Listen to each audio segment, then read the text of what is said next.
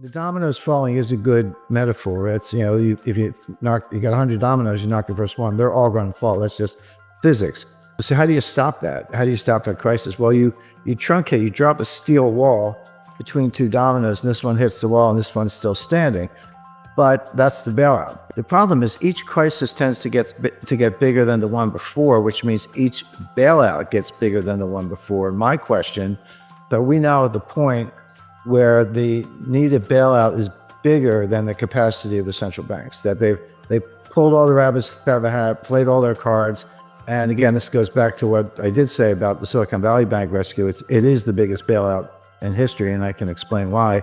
But if that's the case, what else do they have? Jim Rickards said that this is the biggest bailout in history.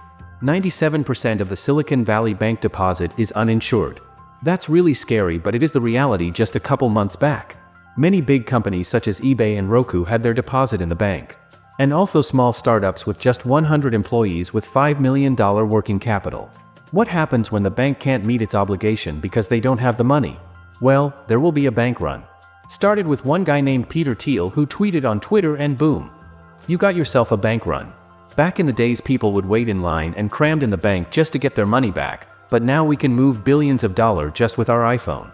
And Jim said that the next crisis will be in the dollar itself because people will lose confidence in it, so we can't bail out the dollar with the dollar itself. So what should we do? Let's hear more from Jim. So now we're dangerously close to the point where as the crisis gets worse, it's no longer, oh gee, let's wait for the Fed to bail it out, or let's wait for the ECB to bail it out. You get to the point, I think we're there, where you say, no, these guys actually can't stop it. And you lose confidence in the currency itself. It's the dollar, the crisis is the dollar itself, and the euro, goes along with that. And then that's the crisis. And there's no way to bail out a dollar crisis with dollars, because you're just pumping more of what people have lost confidence in. And then, then where do you go? And there are good answers to that. We've seen it, again, we've seen it all before. This is big, it's not over. The regulators will attempt more bailouts, but we're at the point where I think you can start to question the regulators themselves. Let's go back to Brazil, Mexico, Argentina, the Latin American debt crisis, broadly defined in the early 1980s. That played out, the intense phase lasted about 3 years, 82, 83, 84. It wasn't until 1990 that we got around to Brady bonds, which were the ultimate refinancing technique. But the intense period lasted about 3 years. Come forward to 1998, long-term capital management. That was about 3 months. That was July, August, September 1998. SVB was 3 days or less. It was like Wednesday, Thursday, Friday, and done. And I talked to a guy, no reason to mention names, but runs one of the largest endowments in the world.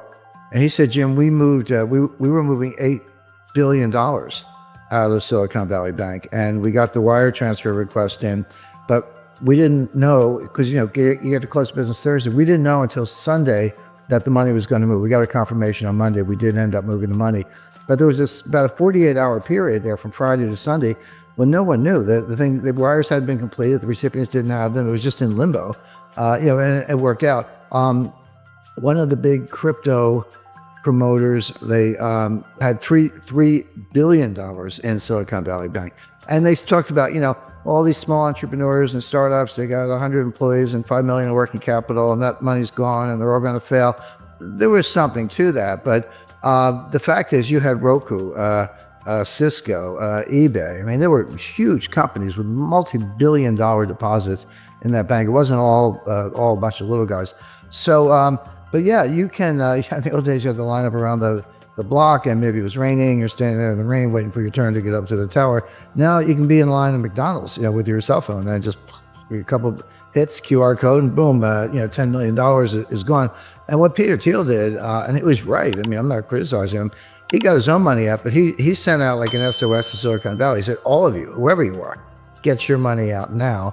And a lot of people did, and that was that $40 billion. So the time frame is becoming more compressed because of technology. You're exactly right about that, which means that the response function has to be equally compressed, or else you are going to have all the consequences of an honest to goodness global financial crisis. Imagine you're a small business with a working capital of over $250,000. And then some weird thing happened and you can't get your money out of your bank. Let's imagine this frightening scenario happened. What is the most likely to happen is, your money might be gone. It's not frozen or suspended, it's gone. And it's not just in theory, it's already happened. You can hear it directly from Jim Rickards himself. And I'm not sure if everyone knows the sequence, but on Friday night, March 10th, the FDIC took over Silicon Valley Bank. And they issued a press release. And they said, here's what we're doing. We're taking over. We're putting it into what's called a receivership. Anyone with $250,000 or less, your deposits are fully insured, no worries. You'll have your money Monday morning. At over $250,000, your deposits are gone. They didn't say frozen. They didn't say suspended. They said gone. And they gave you a receivership certificate, basically an unsecured printed up IOU from the FDIC, but not money. And it's a receivership certificate. And they said, hang on to them. In effect, we're going to sell assets. And as and when we realize proceeds from assets, we'll give you something. We'll give you distributions on these things. Don't know how much, don't know when. We'll do the best we can. Remember in the RTC days in the early 90s, it took them 2 years. And they were very efficient. I worked with them at the time. We were in their offices when they were sitting on boxes because they didn't even have furniture, but they were doing deals. So they had the right attitude, but that took 2 years. So, and that was it. Well, that's when I call the billionaire crybabies came out and forced, Bill Ackman, all these guys, oh, you got to save us, I was like, well, you got to trade on Bill. $5 billion is not enough. But anyway, they pounded on the White House all weekend. Now here's something that very few people, almost nobody knew at the time, except the management, although they seem to be asleep at the switch. Everyone's like, startups, venture capital. There's a lot of truth to that. 97% of the deposits of Silicon Valley Bank were uninsured. And by the way, that's my new metric for assessing banks. You used to look at, working capital and debt equity ratios and, bad assets, governments. There are lots of ways to measure the health of a bank. But the most relevant way right now is, and this is publicly available, take the ratio of uninsured deposits to total deposits. 30% is comfortable. If you're like, 70% of my deposits are insured, which means they're not panicky. They're not necessarily going to run for the hills. 30%, okay, uninsured, but I have assets. I have that much cash or more. That's a comfortable ratio. When you get over 50, you're in the danger zone. Well, Silicon Valley Bank was 97% uninsured, which meant all the money was going to run, and it did. So that's a way, if you're looking at these big banks or any institution or your own savings institution, to look at it. We're not getting political here, but anything that go woke will go broke. SVB invested a lot of their customers' money, well maybe 97% of them, into what Jim Rickards called a green new scam projects, like investing in wind turbines, new battery technologies, electric cars, etc. The point is there's a lot of government subsidies and corruption in the so-called ESG investing. And your money is in a high-risk position if your bank is invested in these projects. But Silicon Valley Bank was a climate bank.